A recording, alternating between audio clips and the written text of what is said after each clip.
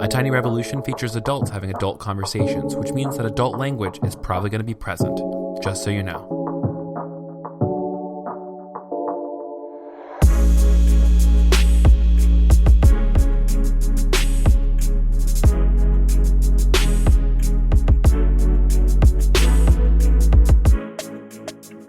Hey there, you're listening to A Tiny Revolution, a podcast about ordinary people living revolutionary lives.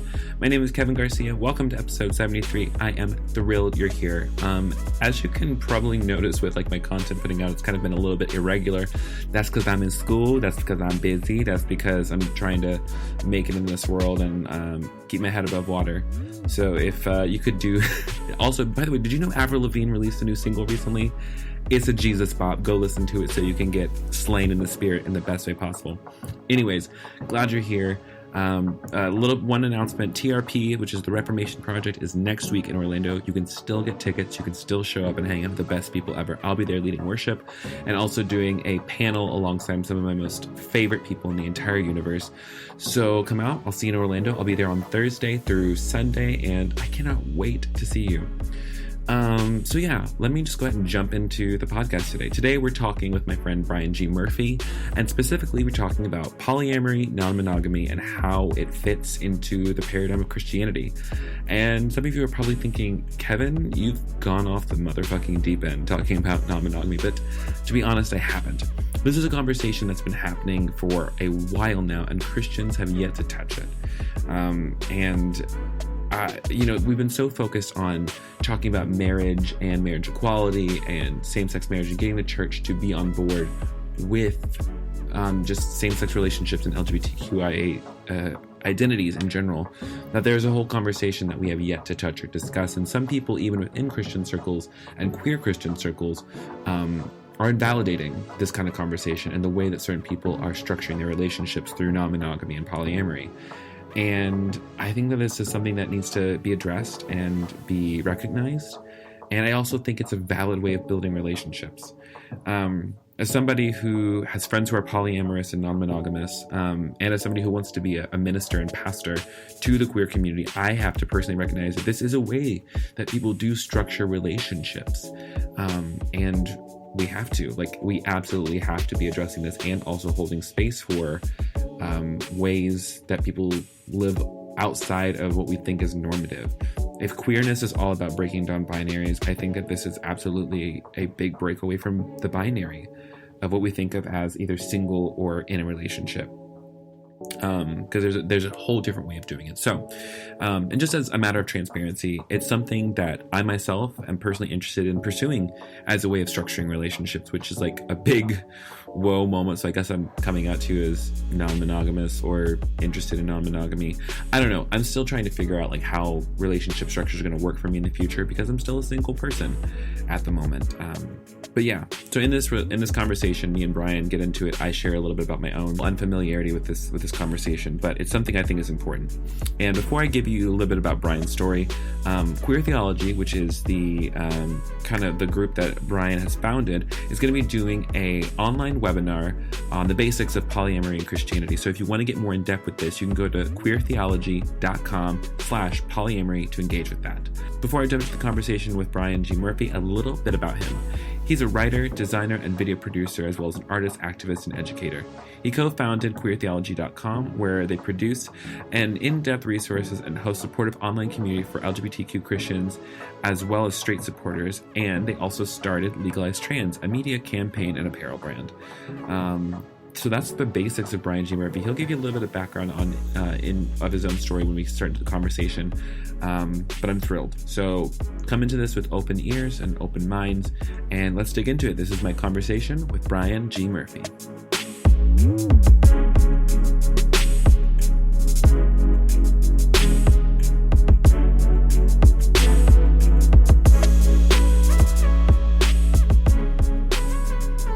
You know what's so interesting is I feel like we've seen each other floating around the internet, and we had little conversations here and there, but we've never actually sat down and had a real conversation. We've been talking about collabing for literally years. I think I saw you in real life for the first time at the Philly Trans Wellness Conference, then the Philly Trans Health Conference. Yeah. Yeah. So this is long overdue. Yeah.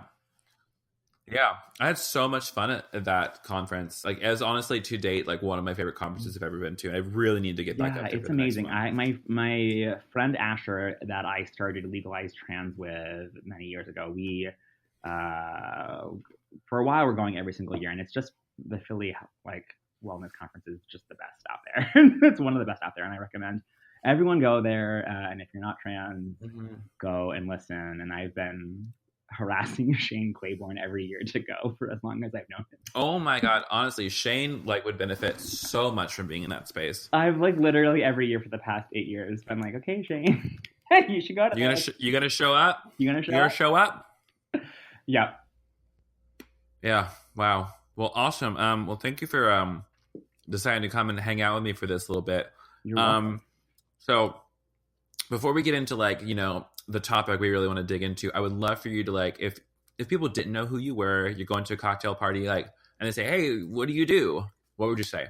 I'm a queer theologian and open relationship coach is my one sentence little lingo. Open relationship coach. Yeah. Okay. So, couple things. You are Christian. I am. You prefer they, them pronouns. Yeah, he or they. He or they. Okay. Mm-hmm. You are living in, I don't know where you live, actually. I am in the process of moving across the country back and forth. So have been in New York City for the past 11 years. Wow. And 2 weeks ago, I like partway moved to LA, but I'm back in New York City right now. So I'm sort of in between. I'm a bit of a vagabond at the moment. Wow. Well, yeah. You know what? The Son of Man has no place to lay his head, so you're doing just fine, I think. Exactly. Okay. I'm going wherever the gospel demands. Absolutely. You know, blessed are the feet of those who bring the good gay gospel. I try. Anyways, sorry. No. And you open relationship. So what that? Yeah. So yes. I was going to ask.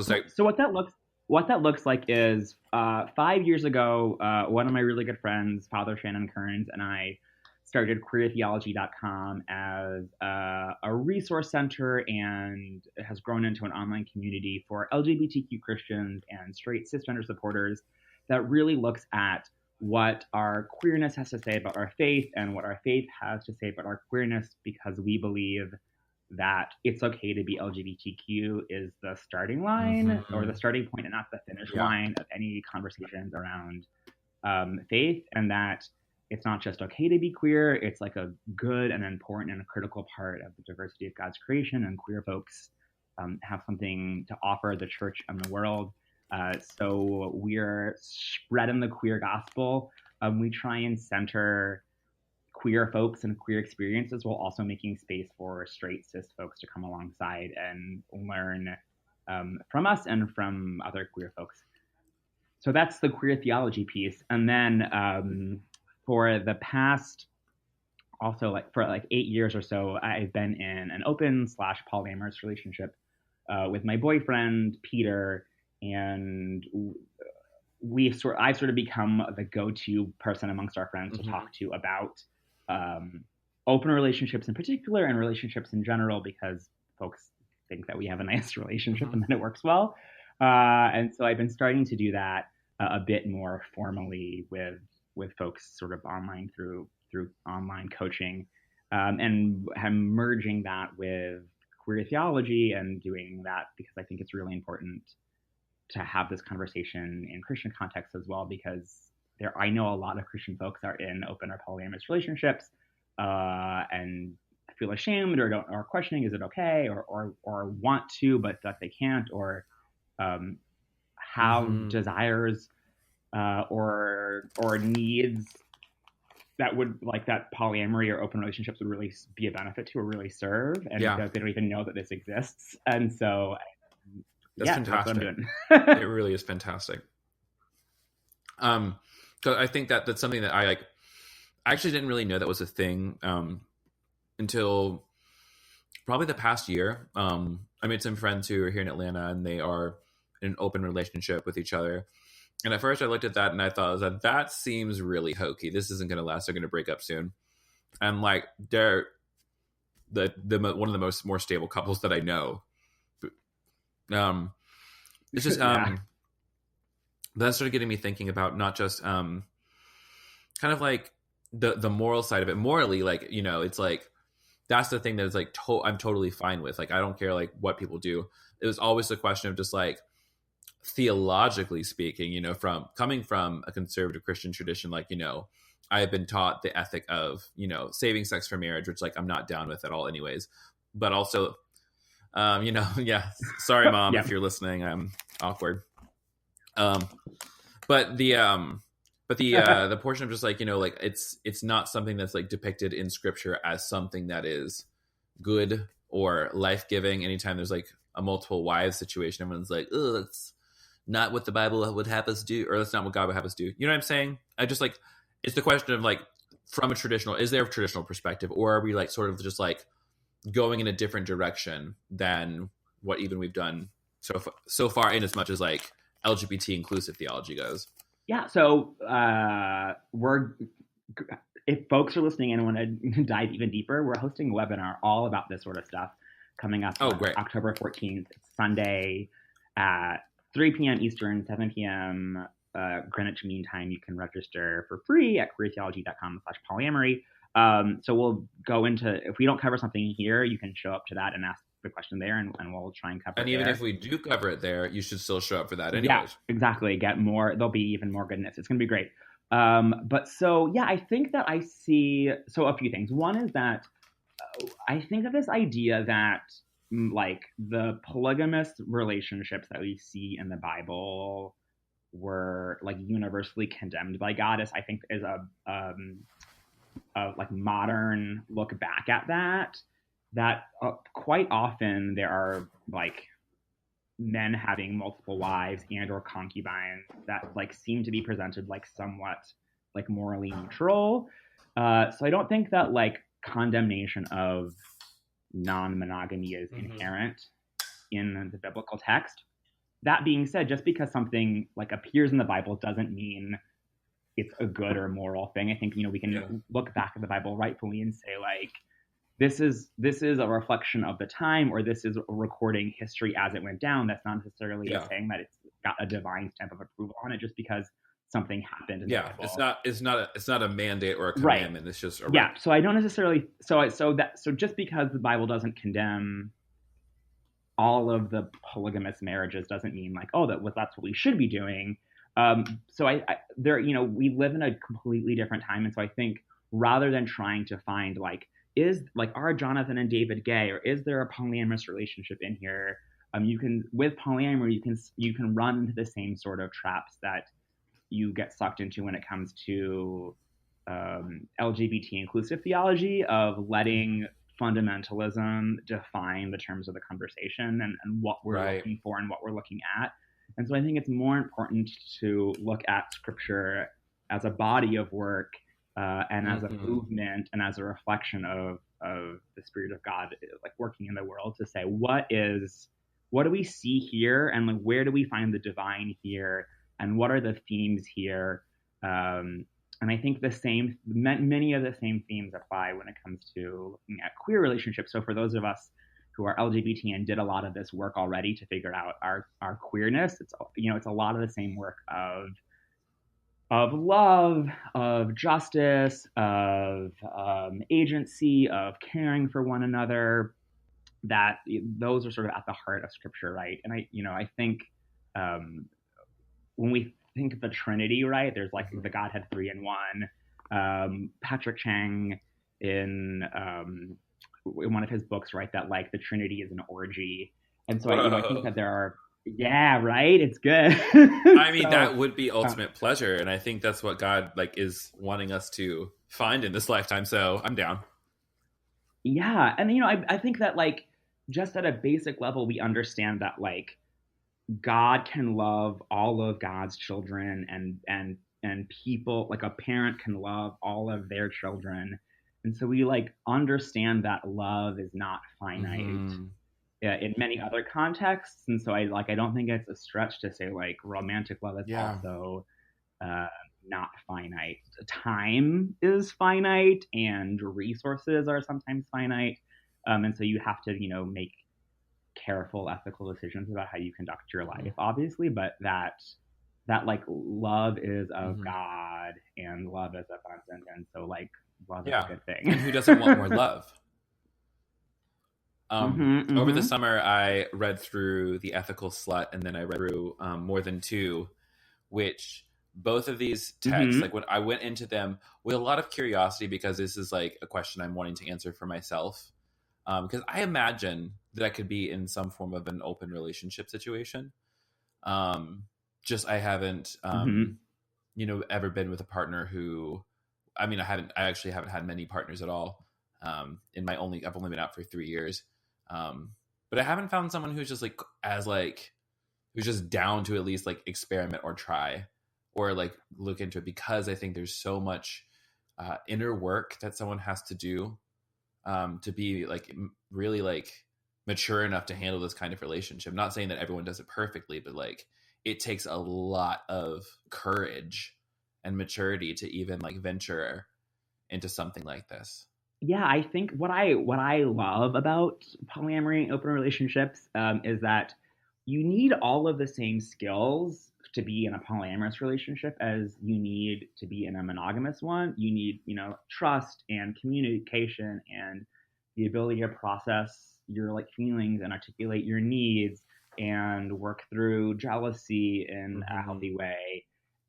So like you need all of those things for monogamy also, but I think if you don't have those things, the sort of, because monogamy is like so socially enforced, it almost like makes it easier to push those under the rugs, that like that society is propping up your relationship in so many other ways, and also reinforcing these toxic ideas that like a partner being so jealous of you that you talk to someone else that they like fly into a violent rage is like sexy. And so like sometimes society labels things that are actually harmful to relationships as normal or sexy.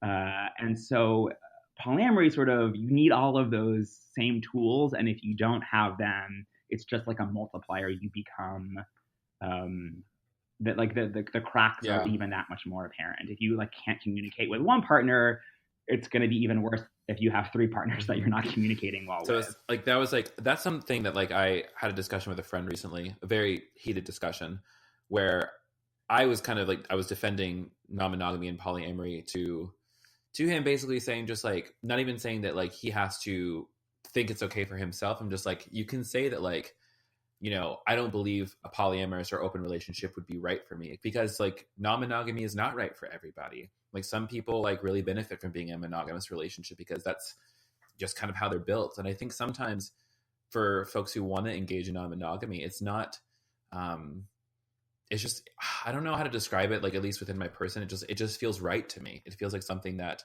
would naturally occurs. Does that make sense? Yeah, so I have so many thoughts on just that one little bit, but I remember the first time I was exposed to a polyamorous or non-monogamous relationship. I was doing this thing, which you may have heard of, called the Equality Ride, which for those of you who haven't, goes across the country. At the time, this was the way that it worked was we would visit conservative Christian colleges that discriminate against LGBT people to talk about the intersections of faith, gender, justice, sexuality, and the shitty theology that supports their discriminatory policies. And so I not a student at one of these schools, but at some point along the ride, I met a person who was in a non-monogamous relationship. And I remember at the time being like, oh, this is like, all of the bad things that they're saying about us are true, and we can't settle down. And also, there was something about this particular woman who just like made me bristle. I just like didn't think she was like a nice person. So I was like, oh, that's not for me. I'm not going to be like that. I'm going to be a good gay. I'm going to be a good gay Christian. I'm going to find me a man. I'm going to settle down and pay someone to grow me a baby. and I'm gonna like feel bad about having sex before marriage. I'm like still gonna do it, but I'm gonna like feel bad about it. Isn't that and, always like, the way? have to get in the There's always or I'm like I'm gonna like not do it, and then like 3 months later I'm gonna break down and do it in the middle of the night, and I'm gonna come home and like shower and like sit on the floor of the shower, just sort of like trying to get myself spiritually clean. Is this autobiographical or? I don't know. I'll let you decide. But so I think that both that especially for queer people and queer Christians, like we're already feeling these like pressures of respectability politics, and so I think it's really difficult to untangle for anyone, even if you're a cis het person who's like non-religious. Our whole world is set up around monogamy and reinforces monogamy, and so I definitely agree that people should choose the relationship structures that work for them, and that like not everyone needs to be polyamorous. If you want to be monogamous or if you want to be single, like great. I fully support you in that. Like my queer theology partner Shay, he's in a monogamous relationship. And also I think that because of all of secular society and religious society and years of queer shaming like have modeled for us a certain type of relationship, it's like really difficult to untangle I am independently of all of that, like not built for monogamy. I mean, not built for polyamory versus everything around me tells me I should be monogamous. And so I'm just going to decide that it's not for me and not considered. And so I would invite folks to explore various types of relationship structures, even if that doesn't necessarily mean engage in them, but just think about them, research them, imagine how it would feel, talk to your therapist. Do a thought experiment. I just finished reading this book called Sex at Dawn, which is sort of an anthropological, biological perspective. And they're basically like, we're all bonobos, and humans are very, very similar to bonobos, and society, there's a way where it could look where we just all sort of have communal living and sex, both as procreative, but also for bonding and socializing and pleasure and that like sounds like multi-male, everything. multi-female pairing. That's everything I've ever wanted. Yeah, and I think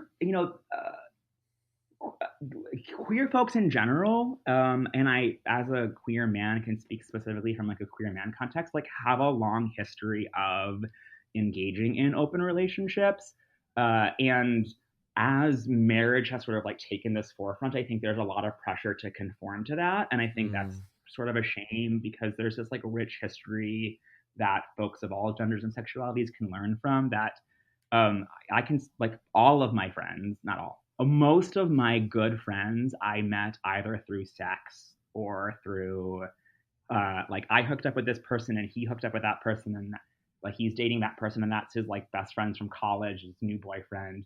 That in my friend group, like sex and hooking up has been a like central part and what brought us all together. And I don't actively hook up with all of my friends now, but it's like, oh yeah, I met you 4 years ago on Grindr and we hooked up 3 times, or we went on a few dates and it like didn't work out, but now we're friends.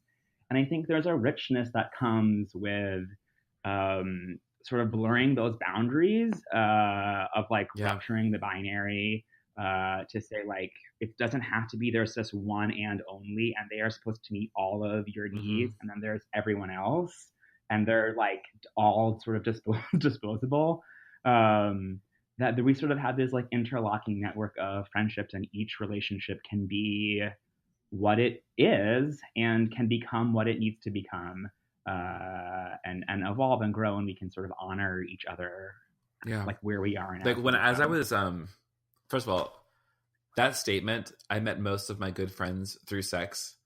I just think that it sounds dreamy and like beautiful to me.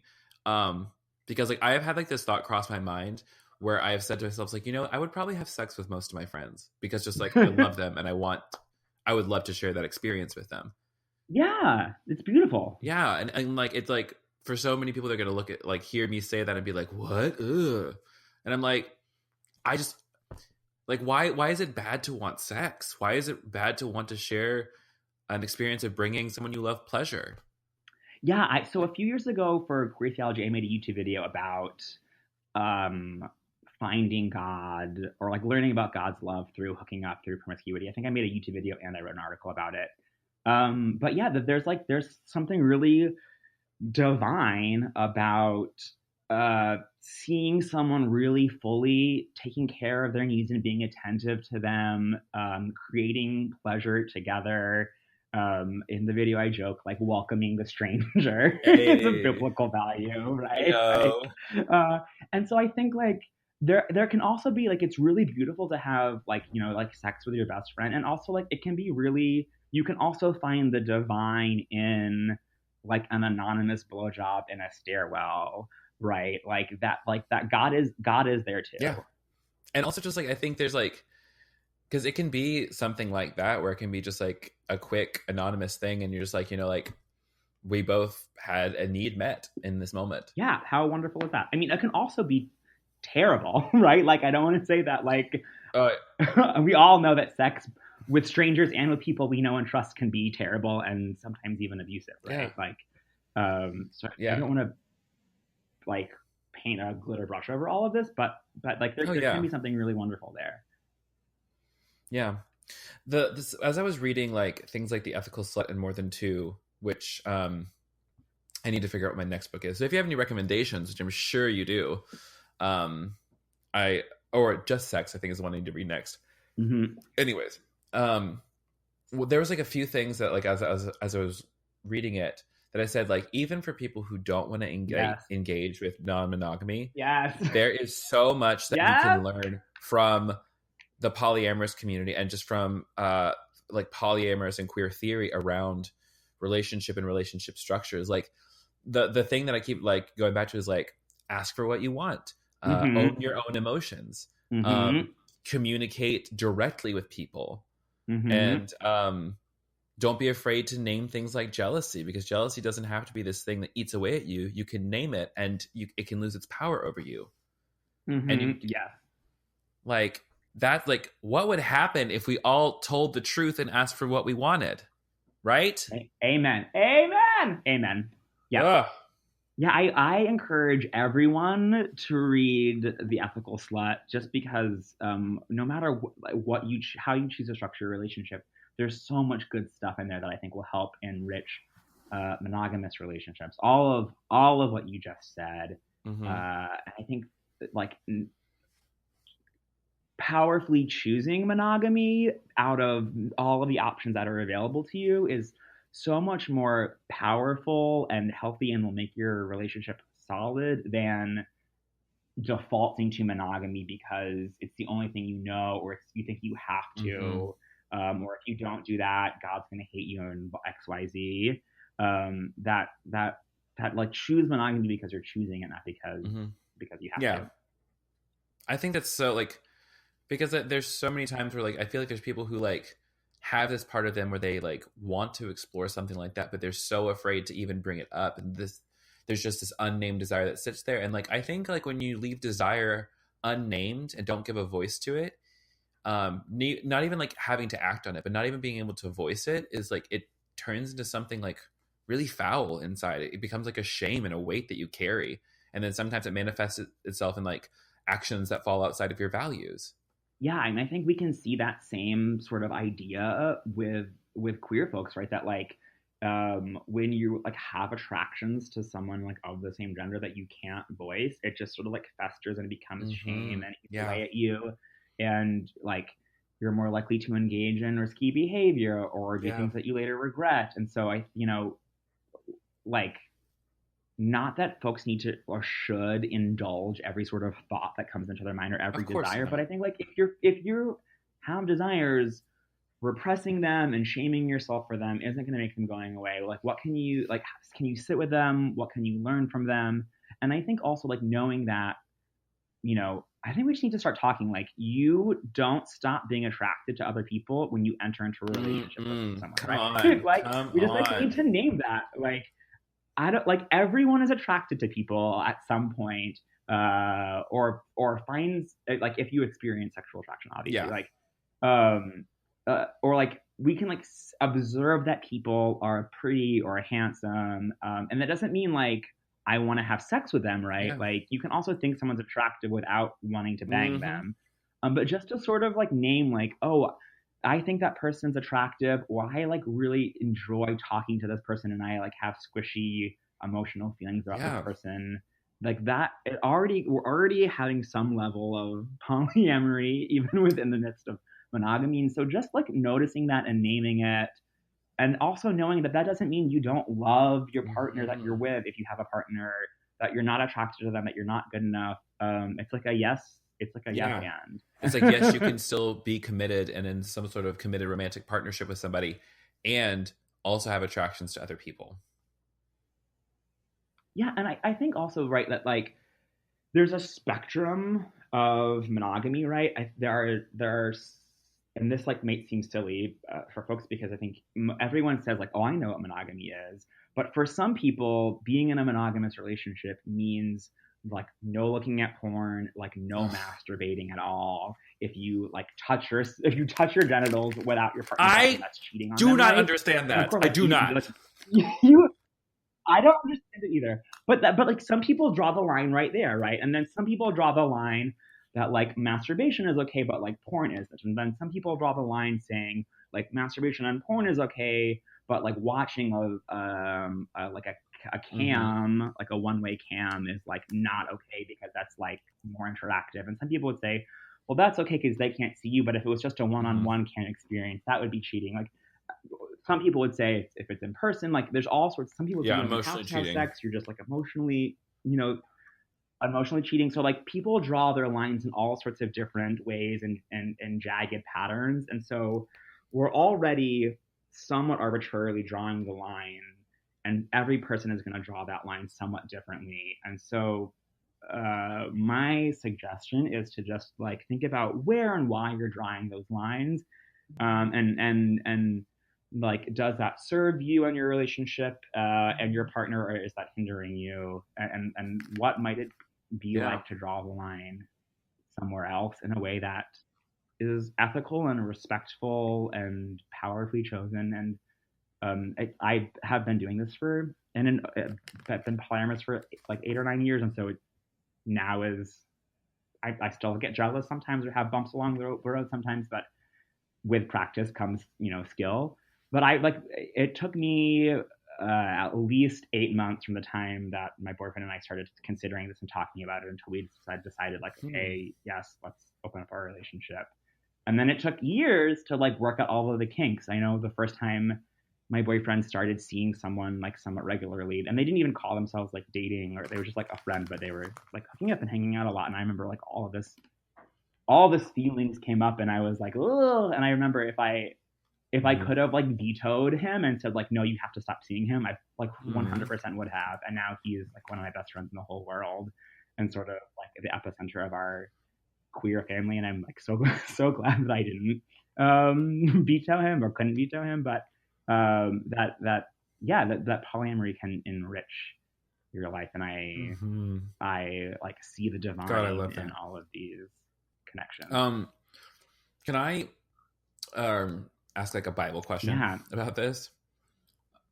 Because like I think the thing that like so many detractors will point as is like, you don't see polyamory in the Bible, at least like in the way that polyamory is being practiced today, which also like that to say that like there are many ways to practice polyamory as there are people practicing it.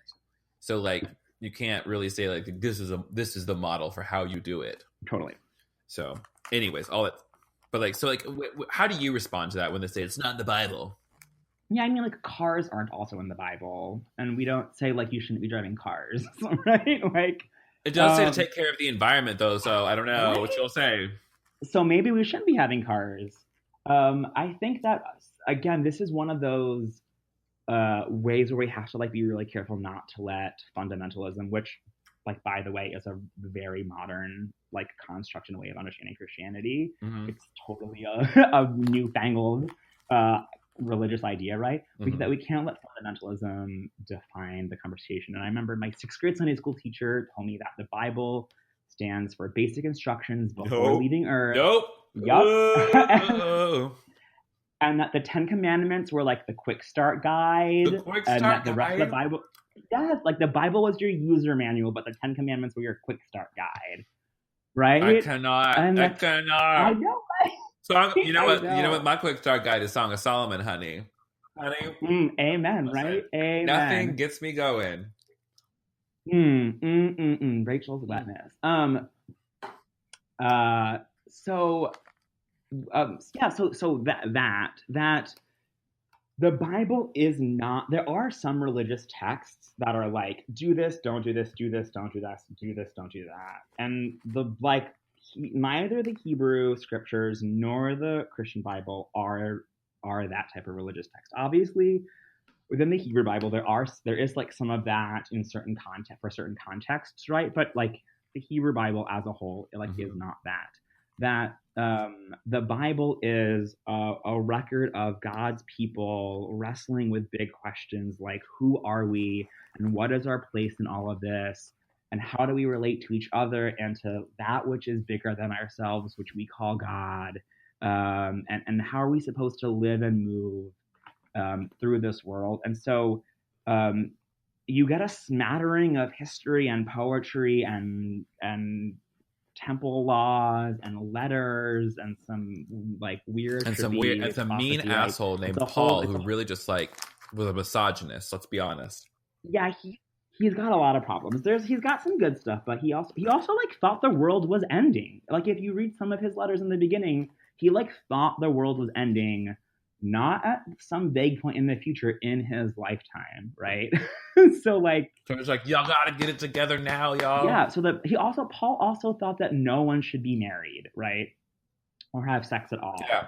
And so when we talk about like what's the biblical definition of marriage, like Paul was like very clear, like don't get married unless you absolutely have to as a last resort. Like then get married. I've tried everything. Yeah. You know what we should have say to all these pastors, have you tried to be celibate? Have you tried this?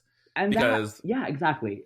And that, in a way, makes sense for someone who thought the world was ending in 5 years and there was, like, shit to do to get everyone ready. Like, maybe that would be distracting. I know, my queer theology partner, Shay, was celibate for a number of years. He, like, came out, was a not celibate, gay Christian, queer Christian, knew that it was okay to be having gay sex, or queer sex or sex at all. But just decided to take a break from sex and dating and relationships to focus on other things. He was like, I'm an introvert. I have like limited emotional resources. I work at a church where I expend a lot of that. I just like want to focus on myself for a few years. And so he was like sort of like being a little bit like Paul in that way, but then that like no longer served him. So now he's not anymore. So all that is to say that we like don't have to find a gay person like TM in the Bible for it to be good, right? Or like here's a like transgender, like so they're in the Bible. That's just like, you know, or here's a polyamorous person. That's not what we're searching for. That like queerness exists in the Bible. You can find transness in the Bible. Shay has this whole book about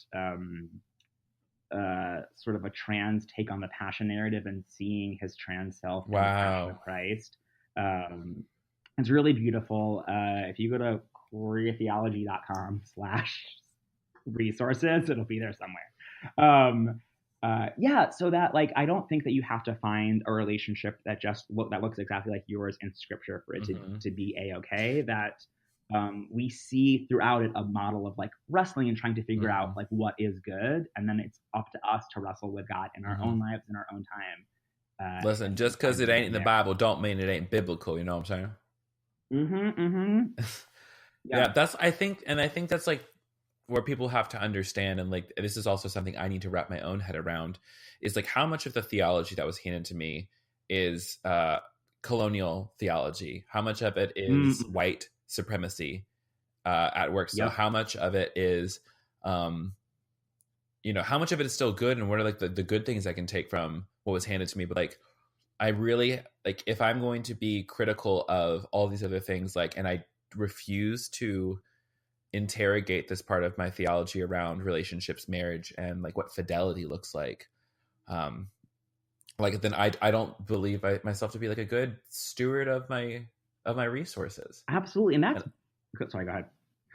Yeah. And I think that's like the thing that's like been drawing me to this thing. I'm just like, because like, if God is continually further and further outside of the margins, like, I just feel like I keep discovering another layer of where God is, where I thought God was not, and that's biblical, right? Like 1 Thessalonians 5:21 tells us to test everything and hold fast to that which is good. And so this idea of questioning what you believe, questioning the faith that was handed to you, is not a bad thing. It's like it's a deeply biblical thing to be doing. And so I think you're absolutely right in sort of trying to sort through like what is from God and what is from man. And, you know, also, I can't shake that evangelical. You like Matthew, I want to say it's Matthew 7, talks about like the fruits of the Spirit, like by your testing theology, like to know that. Come on, I talk about this all the damn time. You can judge a theology by the fruits that it bears, and you know, I say like the fruits of affirming theology lead to a return to faith, they lead to life, they lead to health, they lead to prospering, and like anti-gay theology or anti-queer theology leads to like depression, despair, death, destruction. Yes, and so I think also that same lens should be applied to everything. And I think also that lens, right, is how people worry about. We're hosting this webinar coming up, which you can register for at queertheology.com/polyamory. But we're hosting this webinar. Folks are submitting questions, and one of the things that someone submitted was like, well, couldn't this be a slippery slope to incest and to bestiality, which is like, I'm like, do you recognize that this is exactly what people said about accepting yes, the literal same argument? But I think this lens of this Matthew 7 of like of judging a theology by its fruits is how we stay off the slippery slope. That like I'm not asking you to support bestiality, right? Like I'm asking you to consider this, and it won't lead to XYZ, because when we look at those things, we will judge that by their fruits, and we will like see that it is either like good or bad or of God or not, or leads to health or leads to destruction. Yeah, and also taking it like a step up from there, like if we all can at least like agree on some form of certain universal ethics, like things around like consent, I think that is like such a big thing. And I think that's the thing that is the linchpin for all of this, is that every single bit of this is found in consent. So like when people say it's like it's going to lead to bestiality, I'm just like, an animal cannot consent, therefore that is not ethical. Yep. Like, you know, it's the same thing with like you know, if people are saying underage stuff, child marriage, I'm like, no, like there's consent, and it has to come back to this enthusiastic and continuous consent, because like I think that's the crux of this whole thing. People are just like, oh, you're sleeping around. It's like, no, like I'm not sleeping around. Like me and my partner have talked about this, like we know what's going on. So like if it's serving us, like what business is it of yours? Yeah, I say that found my relationships on honesty, communication, consent, and trust. And that's sort of like the bedrock for my relationship. And I think that can be the bedrock for monogamous relationships as well. We both can all sort of agree on those things. Yeah. And earlier you were talking about like fidelity and commitment. Yeah. And I think that it's like, you know, that you can be faithful to someone and committed to someone and not be sexually exclusive with them or emotionally exclusive with them, right? And I think likewise, we can all imagine, or maybe have even been in monogamous relationships where people were like not particularly committed to us, or were not particularly faithful to us. Like maybe they weren't having sex with someone else, or they weren't like having an emotional affair with someone else, but they weren't kind to us. They weren't taking our needs into consideration. They were emotionally manipulative, careless, and thoughtless. They were emotionally manipulative, abusive, right? So I think people often think like, I can't imagine, like I need monogamy in order to feel safe and feel committed. And usually people try to use monogamy as a tool to get other things like safety, stability, support, being seen, being heard, being understood. And it sometimes gets you that, but it doesn't guarantee that you'll get those things. And so if you can dig into what your needs are and express your needs directly, I think that will be more effective in getting your needs met than hoping and praying and wishing that monogamy will somehow magically fulfill all of your needs, because it probably won't. I was telling somebody else about our conversation earlier today that we were going to have. And she was asking me, like, well, what do you think about that? I'm just like, well, like, here's the deal. Like, and she asked me the same question, just like, how does this square up with what you find in the Bible? I'm just like, honestly, it doesn't. Like, I don't know. I said, but at the same time, just like, the thing that has led me this far has always been trusting my body and like trusting my spirit and trusting that like God is big enough to handle my questions and is still going to go with me into my exploration. So it's one of those things where just like, I could like go into this whole thing and then realize that, okay, maybe I'm not built for this. Or conversely, like I go into it and I find that there's an abundance of love that I can access and take advantage of. And that's what I'm looking for. Like, and who doesn't want more love, you know? Yeah. So we would love to have folks on this online workshop. It's going to be at queertheology.com/polyamory. And if you miss it, if it's past October 14th, there will be something at that page about polyamory in the future. That page will evolve as we continue to build more resources around Christianity and polyamory, and how that intersects with how we read the Bible and how we build a sexual ethic. Those are things we already talked about in theology, and we'll be linking to those as well. I think this is a really important conversation to be having. That Christians are sexual beings. I know. And, yes. And it's that our sexuality is an integral part of our faith and a gift to the church, and we do a disservice to the community and to the divine when we try and hide that away behind closed doors. But we need to live into a healthy sexuality, and sometimes that means talking about polyamory and public on the internet. Hide it under a bushel. No, I'm gonna let it shine.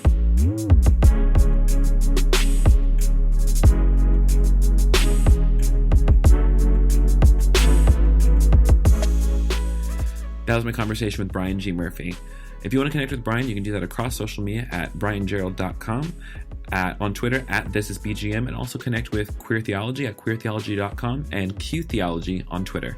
Brian, thanks so much for sitting down with me. This was a really helpful conversation for me, and I'm excited to continue expanding this conversation beyond just this one. Once again, if you want to get involved with their online webinar about polyamory and Christianity, you can go to queertheology.com/polyamory and get signed up for that. That comes out, it starts on Sunday, and yeah, that's all I've got to say about that. Now credits. A Tiny Revolution is supported by 110 amazing people on Patreon. And if you don't know what Patreon is, it's this amazing way for you to support the creatives in your life that are creating the content that matters. So if this conversation was important to you, if you thought it was inspiring or eye-opening or got you curious about wanting to know more, maybe consider supporting this work. Maybe consider becoming somebody who is supporting the artists in your life. Because, honey, this shit ain't free. I pay for all the services, including hosting fees and editing fees and all those other kinds of things, as well as just being a normal human trying to pay my bills. So if this was good for you and you want to continue to support the work, go to patreon.com/thekevingarcia and learn how you can support this work. One other great way to support this is to leave us a rating on iTunes. It's a great way to, if you don't have the coins to be throwing around to support this financially, supporting us via social media by sharing this podcast on your Facebook, Twitter, Instagram, wherever you are online. Or even just leaving us a rating in iTunes really helps get the show in front of people who need to hear it. And we're about to creating more spaces for more freedom. You know what I'm saying? So go ahead and do that, and then connect with me across social media at The Kevin Garcia, on my website, thekevingarcia.com. And I think that is everything. I'll see you in Florida next week for the Reformation Project. Until then, go see your therapist, drink some water, move your body, eat something delicious. And if you're at Pride in Atlanta this weekend, hit me up. I'd love to say, hey, this has been another episode of A Tiny Revolution. My name is Kevin Garcia, and I'll talk to you soon, honey. Bye.